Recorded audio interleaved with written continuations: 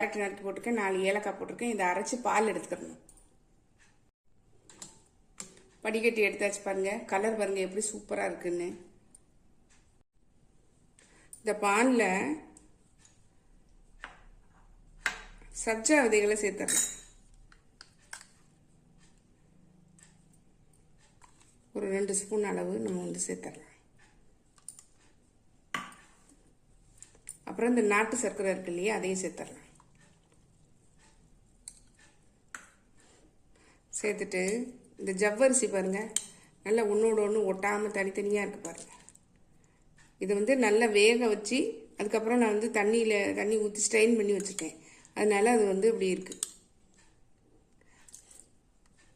இதில் இதை சேர்த்துக்கலாம். ஒரு கைப்பிடி அளவு தான் வேக வச்சு எடுத்துருக்கேன். இப்போ இதெல்லாத்தையும் நல்லா மிக்ஸ் பண்ணி விட்டுறலாம். இதில் ஐஸ் கியூப்